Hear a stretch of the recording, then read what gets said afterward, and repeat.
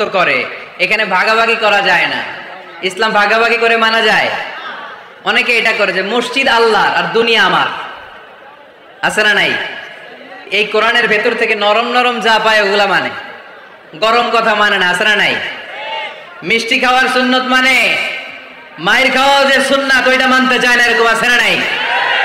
শুধু খাওয়ার পরে মিষ্টি খাওয়াই কি সুন্নাত? কথা বলেন।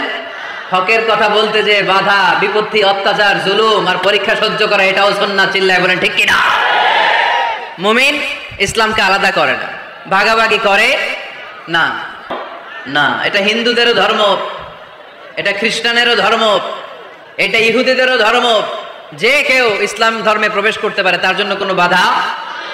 আজকে আপনাদের এই দেবপুর এলাকার এক হিন্দু যদি ঘোষণা দেয় আমি শাহাদা বাক্য পাঠ করে মুসলমান হইতে চাই, বাধা দিবেন কে কে? দাঁড়ান, কে কে বাধা দিবেন? বাধা দিবেন? ওই ভাইয়ের জন্য আমাদের দিলে জায়গা আছে না নাই? এক খ্রিস্টান বললো আমি কালিমা পড়বো, কেউ বাধা দিবেন?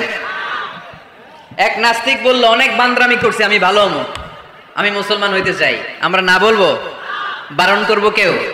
নিষেধ করব? যে কেউ আমাদের ধর্মে আসা, বসার, ঢুকার, কালিমা পড়ে মুসলমান হওয়ার সুযোগ আছে না নাই? কিন্তু ইহুদি ধর্মে নাই। কোন ধর্মে নাই? ইহুদি নামে যে একটা ধর্ম আছে জানেন? পৃথিবীতে একমাত্র ইহুদি রাষ্ট্র কোনটা বলেন তো? কোন রাষ্ট্র? আমাদের পাসপোর্টে লেখা সব দেশে যাওয়া চলবে এক্সেপ্ট ইসরায়েল।